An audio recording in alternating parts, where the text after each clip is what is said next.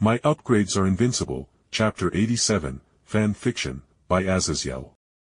After a couple of hours of talking with Materia, in the upper cabin and making out a bit. Just a bit. We rejoined Eris out on the deck to talk some more before I brought the ship back to the shoreline and then put it back into my taming space, seeing as the ship was technically alive. From the shoreline, we walked back into the streets of Melen, and as we were talking, I asked curiously. So, Eris, how did the rest of the criminal purge go? The blind, magic-wielding swordswoman gave a soft humming noise before she looked elsewhere and then spoke calmly. It was slightly messy in truth, dealing with the captains and adventurers whose strength could break the bonds I had available. Then, of course, needing to shackle up the annoying, evil gods to be sent to Lady Hera. My lips twitched as I imagined a bunch of so-called evil gods just shouting at Eris and being the typical Danmachi god shtick of being an annoying asshole. Eris gave me a bland look and said with annoyance. However bad you think it was. It was worse. I pity my friend's ears who carted the divines from Melen to Orio for judgment. But then Eris looked in a different direction and spoke. In either case. Jake, you have done well for yourself here in Melen at least. I gave an easy shrug and said. It's been a bit touch and go. Been selling some weapons and elixirs to other familias to make the money I need. Also helps prices are much lower down here in Melen compared to Orio. Idly, I wondered how Tina and Tamamo were doing while helping the Astria familia get those mentally fucked previously slaves settled in. But I continued to bring Materia and Eris up through the large beachfront past the gates and onto our property's back lot.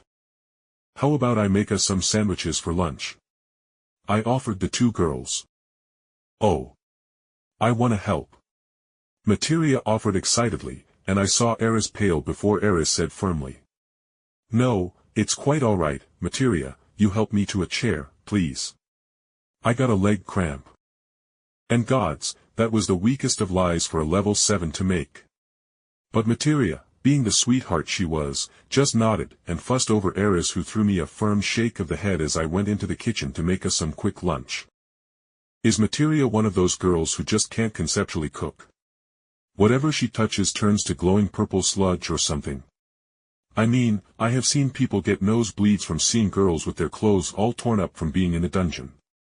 I mused as I quickly made some food.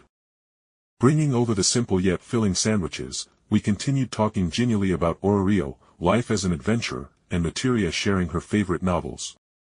But then a soft rumble rang out that made me pause. Coastal earthquake.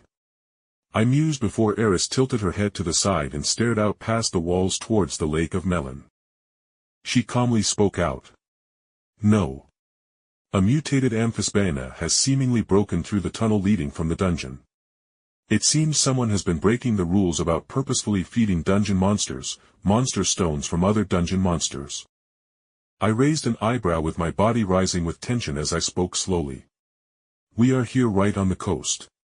Should we move Materia further inland? But Eris only smiled softly before saying easily.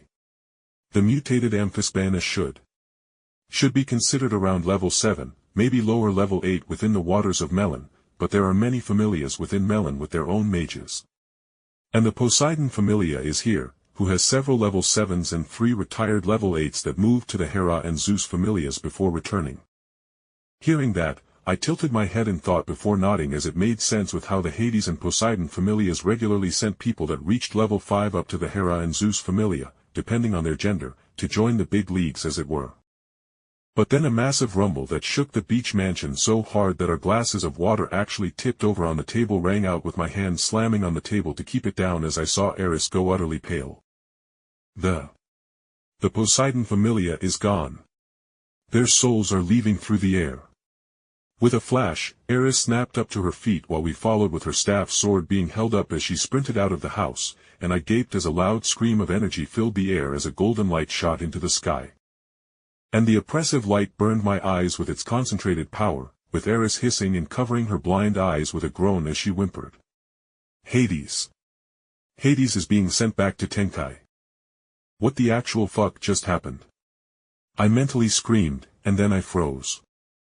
I slowly turned as a loud rushing noise of water hit the beach. And then the Amphisbaena's 5 massive heads grew from the water in the distance. And I realized that I was now fucking stuck in fighting kaiju territory, as the massive Amphisbaena was just unspeakably massive. Each head from the distance looked to be bigger than 2 of my beach mansions stacked atop one another. And it was fast. It was quickly moving down the couple miles of water towards the coastline, even as alarms rang throughout Melen and hitting my ears at what was obviously a terrorist attack of some kind that had hit the Poseidon and Hades familia. Actually, Jake, I do believe moving Materia further inland now would be a good idea. Eris spoke with restored calm as she eyed the Amphisbaena rushing towards the city of Melen with its eyes glowing bright red, showing it was controlled by the dungeon's will. I gave Eris a look before saying flatly, "Are you suggesting you will be staying here to fight it?" To which Eris snorted and replied frankly and quite shamelessly, "Oh dear Hera, no, I know my limits and my magic cannot kill this creature on my own before I run out of mind. I will merely work to divert its attention to allow the people of Melen to collect themselves." The creature was moving through the water quickly.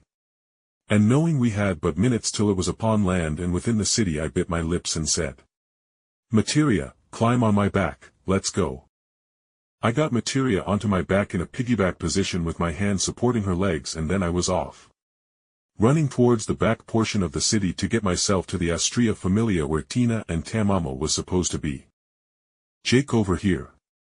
I heard a voice call out through the rush of noise in the city, and looking over I blinked, seeing Tina was standing on Elisa's shoulders with a pair of binoculars of all things, as they were on top of a larger hotel. I put Materia on the ground and pointed for her to go further east towards the edge of the city before I used my adventurer strength to just monkey climb up the ridges of the hotel, and after climbing up I scowled as I saw the Amphisbaena, having reached shallower ground, was truly just fucking massive. Tina gave me a look of relief as she sighed and said, "I'm glad you weren't on the lake or still at our house." And just as she finished speaking I saw a light from the Amphisbaena 5 mouths fill up, and I mentally cursed it as from all 5 mouths came powerful beams of elemental destruction that smashed into the city. "No time for pleasantries, Tina. Tina, Tamamo, you two are to go retrieve wounded," I ordered before I looked at the Astrea members, with their leader Elise frowning before nodding. "Me and Kagaya are only level 3. We probably can't even break the scales on that monster, so we will help your familia members in looking for wounded from the attacks that are inevitably going to blast around." I nodded in understanding before exhaling and taking in the massive monster and wondering the obvious. What could I do to the monster to help? And then I paused. As I had made a lot of potions, and poisons, and had several toxic and cursed weapons I hadn't done the challenges of to enhance their magical effects. I mentally selected the flask that was a potion of blindness, and I then picked a large spear-like bolt that fit into the siege crossbow I had made to mess with large monsters, and with a mental flex the bolt and potion fused. Bolt of blindness: enemies struck with the magical bolt will have their vision darkened greatly while the bolt remains embedded within their form. I quickly made a dozen more, and then I began making my way down to the coastline.